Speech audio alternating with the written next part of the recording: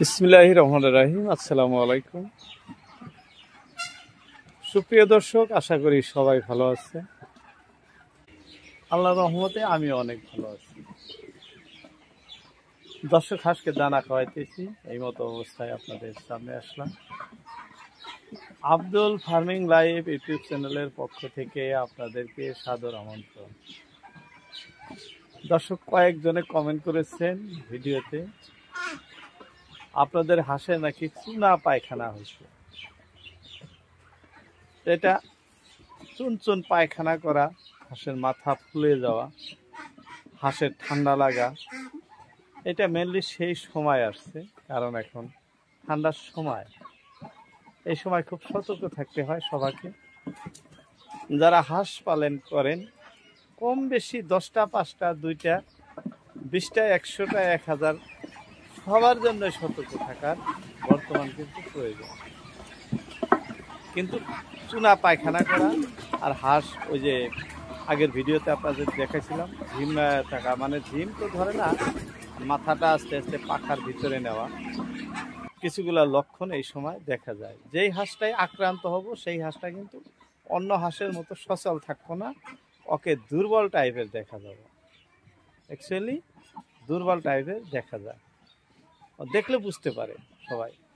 আর চুনা পায়খানা করাটা এটা সবচেয়ে বড় সমস্যা বর্তমানে।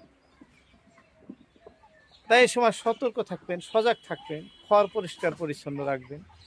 আর কিছুগুলো বিশেষ কারণ থাকে, আমি আপনাদেরকে বলতেছি কী কী কারণে চুনা পায়খানাটা হয় বা প্রতিকার কি করলে আপনার এই সমস্যার সমাধান হব, সেই বিষয় নিয়েই আজকের ভিডিও।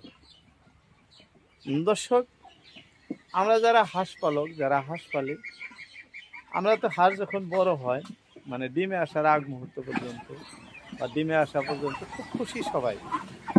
আমার হাঁস ডিম দিব, আমার হাঁসের স্বাস্থ্য ভালো, আমার মানে আমার শব্দ আমাদের মুখের থেকে তখন যায় না।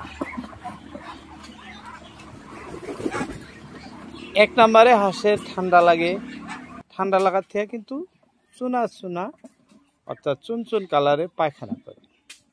আপনারা লক্ষ্য রাখবেন, যে হাঁসটা ঠান্ডা বেশি লেগে যায় ওটা হয়তো হাঁসটা চুনচুন পায়খানা করব, প্লাস কারো কারো হাঁস মানে ঠ্যাং দুটা পড়ে যাব, দেখবেন উঠতে পারতেছে না। এই মতো অবস্থাও অনেকেরই হয়। আবার কারো কারো হাঁস ঠ্যাং পড়ে যায় না, ওই মাথাটা পাকার মানে দুইটা পাখার ভিতর মিহি আস্তে আস্তে মানে ছোট করে আনে, মাথাটা আর আগ বাড়ায় না, ঘাটটা খাটা হয়ে যায় দেখা যায়। এগুলো কিন্তু লক্ষণ থাকে, লক্ষণ হলেই দিশা হবে। মেন সমস্যা হলো আপনাদের একটি হাঁসের বেমার হলে ফার্মে যত হাঁস থাকে সব লাহে লাহে আক্রান্ত হওয়ার সম্ভাবনা মানে প্রবণ হয়ে যায়, যাতে সেই ধরনের সমস্যা হইতে না পারে। সেই জন্য আপনারা ফার্স্ট টাইমের থেকেই হাঁসের কিছুগুলা মেডিসিন ব্যবহার করে থাকবেন। পার্শ্ববর্তী আপনাদের যারা ভেটেরিনারি ডাক্তার আছে ওনাদের সাথে যোগাযোগ রাখবেন, ওনারাই আপনাদের সাজেশন দিব কি করতে হয় কি না করতে হয়। তো যাই হোক, এক নম্বরে আপনার ঘরের যে পর্দা আছে, বর্তমান ঠান্ডা শীত আছে, এক নম্বরে আপনার ঘরের পর্দাটা ফালায়া দিয়ে রাখবেন রাইতে, যাতে কোনো বাতাস বাইরের থেকে বেশি না ঢোকে।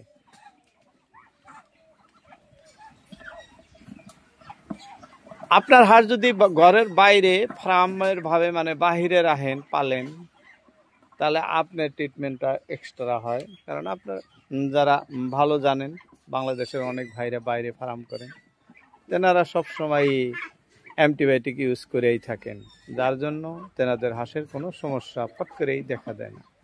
কিন্তু আমাদের 5টা 10টা 20টা 100টা যারা পালি, ওই ধরনের ফার্মে বড় ফার্ম আকারে নয়, আমাদের কিন্তু হাঁসের চুনা পায়খানা ধরলে ওইটা আমাদের মাথার বিষ হয়ে দাঁড়ায়।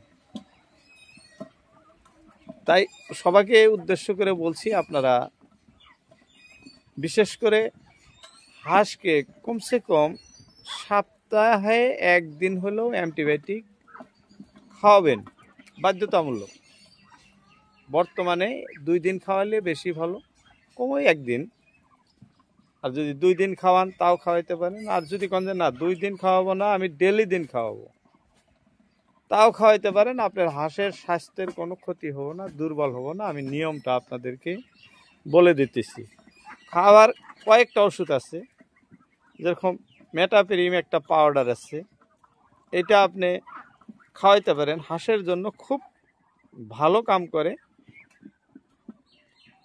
এবং অক্সিটেট্রাসাইক্লিন, এটাও একটা অ্যান্টিবায়োটিক, নর্মাল অ্যান্টিবায়োটিক, আপনি এটাও খাওয়াইতে পারেন, খুব ভালো কাম করে। অ্যান্ড্রোফ্লক্সাসিন একটি আছে, অ্যান্ড্রোফ্লক্সাসিন, এইটাও খুব ভালো কাম করে। এটা আপনার পাউডার না, লিকুইড পানি। যাই হোক, আপনাদের পার্শ্ববর্তী ডাক্তার যে ধরনের বলে ওই ধরনের খাওয়াবেন। কিন্তু আমরা ম্যাক্সিমাম আমি মেটাপ্রিম পাউডারটা বা অক্সিটেট্রাসাইক্লিন, এই 2টা পাউডারই হাঁসকে খাওয়ায় থাকি। তার মধ্যে 1 চা চামচ মেটাপ্রিম পাউডার, নাইবা 1 চা চামচ অক্সিটেট্রাসাইক্লিন বা টেট্রাসাইক্লিন পাউডার আমরা মিনিমাম 20 লিটার পানিতে দিয়া, মাত্র পানিটা খালি ফিল্টার যেরকম হয় ওরকম ইউজ করার নিয়ম দেখবেন।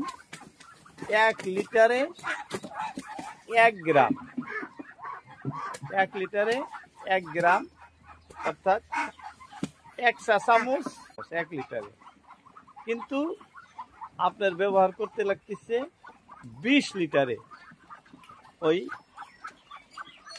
মানে 1 চা চামচ পাউডার দিবেন। পানি শোধন হয়ে গেল, আপনার হাঁসের বেমারের থেকে মুক্ত থাকবে।